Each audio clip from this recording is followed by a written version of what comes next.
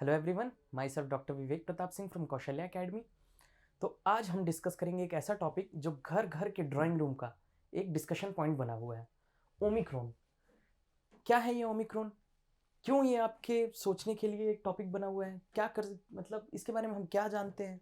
क्यों आपको ये अफेक्ट कर सकता है? सब कुछ आज हम इस टॉपिक पे डिस्कस करेंगे इस वीडियो में, ठीक है? तो चलिए शुरू करते हैं। What do we know about Omicron? Omicron क्या है? ओमिक्रॉन भी एक वायरस का वेरिएंट है, कोविड वायरस का। हमने इससे पहले भी कई सारे वेरिएंट्स देखे, अल्फा, बीटा, डेल्टा, और उसके और इसके बीच में और भी वेरिएंट्स हैं, लेकिन उनके बारे में हमने नहीं सुना। अचानक से फिर ओमिक्रॉन ही क्यों डिस्कशन में आ गया है, इतने न्यूज़ में आ गया है, ठीक है? और लोगों में डर फैला रहा है थोड़ा सा, क्योंकि WHO ने इसे वेरिएंट ऑफ कंसर्न में रखा हुआ है। अब क्यों रखा है WHO ने कंसर्न में? क्योंकि जब हमने डेल्टा वायरस देखा था कोविड का, तो उसके जो स्पाइक्स होते थे, अब तक आप 2 सालों में कोविड वायरस के बारे में काफ़ी कुछ जान चुके होंगे। वो इन्फेक्ट कैसे करता था, किसके थ्रू? स्पाइक्स के थ्रू। उसमें जो कुछ प्रोजेक्शंस होते थे जो वो अटैच करता था आपके लंग्स के साथ। तो उसमें डेल्टा वायरस में देखा गया था कि वो 6 स्पाइक्स उसके म्यूटेट हो चुके थे। पर जब इसकी जांच की गई तो इसमें देखा गया है कि ये 32 स्पाइक्स अपने म्यूटेट कर चुका है। इसमें म्यूटेशन ज़्यादा दिखी है, ठीक है? पर इसकी फैटेलिटी रेट और कितना ट्रांसमिट कर रहा है, इतना अभी इसके बारे में ज़्यादा पता नहीं कर पाए हैं हम, ठीक है? पहली बार ये ओमिक्रॉन का केस साउथ अफ्रीका में देखने को मिला था 24 नवंबर को, और इससे रिलेटेड WHO ने 26 नवंबर को अपनी रिपोर्ट पेश की, जिसमें उसने इसको वेरिएंट ऑफ कंसर्न में रखा, ठीक है? तो करंट नॉलेज अपने पास उतनी ज़्यादा नॉलेज तो नहीं है इसके बारे में, लेकिन हमें एहतियात बरतते रहना होगा, ठीक है? Prevention is better cure than cure, आपने सुना ही होगा। तो प्रिवेंशन आपको रखना है ताकि आप क्योर तक ना पहुँचो, है ना?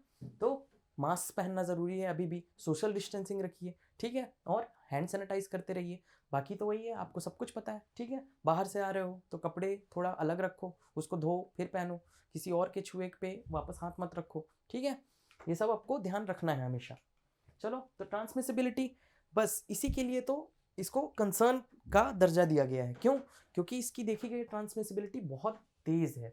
ये अभी तक मोर देन 30 कंट्रीज में फैल चुका है ना? लेकिन ये कितना इफेक्ट कर रहा है, कितना कंसर्न है, वो सब WHO ने अभी पब्लिश नहीं किया है। तो जैसे ही उसके बारे में इंफॉर्मेशन आएगी हम आप तक पहुंचाते रहेंगे, ठीक है? सिवियरिटी ऑफ डिसीज, ये भी देखा जा रहा है कि ये उतना सिवियर नहीं पाया गया है अब तक। जितने भी अफेक्टेड केसेस मिले हैं उसमें सिवियरिटी उतनी नहीं है कि ये फैटल हो, लेकिन फिर भी हमें इसको ढीला नहीं सोच के छोड़ना नहीं है, ठीक है? हमें ध्यान रखना है कि बाकी कोविड की तरह हम इसे भी हराएंगे, है ना? वो डेल्टा जो बहुत फैटल था हमने देखी, ये तीसरी लहर मानी जा रही है। तो इसका भी हमें ध्यान रखना है कि ये फैले ना, और फैलने से सिर्फ आप और हम बचा सकते हैं इसे, ठीक है? तो हमें ध्यान रखना है कि हम ज़्यादा क्राउडेड प्लेसेस पे नहीं जाएंगे। जब भी किसी से बात करने होंगे तो मास्क लगाएंगे। अगर किसी ने नहीं लगाया हुआ है तो हम उसे तुरंत टोकेंगे और बोलेंगे कि मास्क लगाना है, ठीक है? हैंड सैनिटाइज करेंगे, ठीक है? ये मैं बार बार कह रहा हूँ क्योंकि वो बहुत ज़रूरी है, ठीक है? Effectiveness of prior SARS for infection. हाँ, एक और चीज़ ये देखी गई है कि आप पहले भी इन्फेक्ट हो चुके हो अगर कोविड-19 से, तो उनमें ये इन्फेक्शन ज़्यादा होने के चांसेस हैं, ऐसा WHO कह रही है, ठीक है? मतलब री इन्फेक्शन के चांसेस ज़्यादा हैं। तो जो लोग इन्फेक्ट हुए थे कोविड से पहले, उनको ज़्यादा ध्यान रखना होगा कि वो वापस इन्फेक्ट ना हो, ठीक है? आप ज़्यादा ध्यान रखें। ध्यान तो हम सबको ही रखना है, लेकिन ऐसा देखा गया है और WHO कह रही है कि ये इसका री इन्फेक्शन का चांस ज़्यादा है, ठीक है?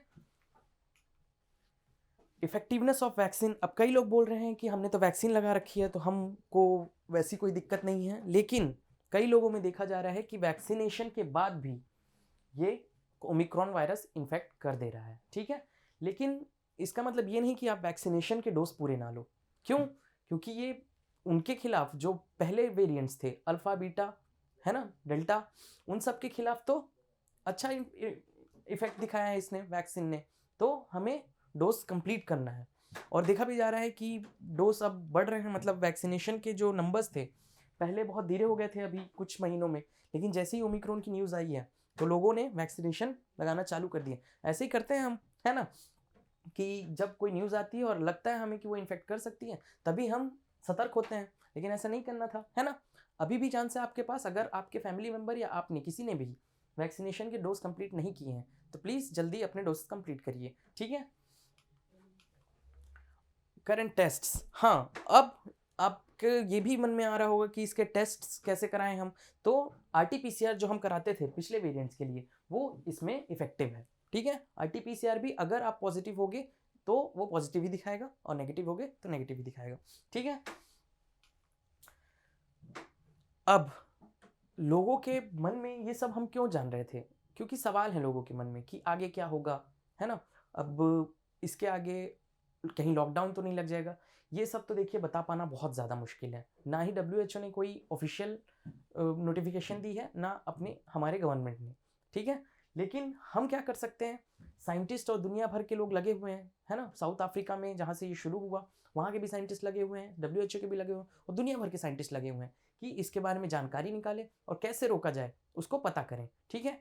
तो उनको अपना काम तो करना ही है, प्लस आप अपना काम करते रहेंगे। ये नहीं कि शायद कोविड आ गया तो लॉकडाउन लग जाएगा, हमें ज़्यादा चांस मिल जाएगा, नहीं। नीट के सारे एस्पायरेंट्स क्या करेंगे, वो अपना टारगेट मई तक ही लेकर चलेंगे। कहाँ तक, मई तक, और अपना कोर्स कंप्लीट करेंगे, ठीक है। उनको अपना काम करने दीजिए, वो हमारे योद्धा हैं, वो हमारी हेल्प करेंगे। पर आपको अपना काम करते रहना है और अपनी तैयारी भरपूर रखनी है, ठीक है। आपको इसके बारे में और इन्फॉर्मेशन अगर चाहिए तो WHO की ऑफिशियल साइट का लिंक डिस्क्रिप्शन में है, ठीक है। That's all from my side, thank you.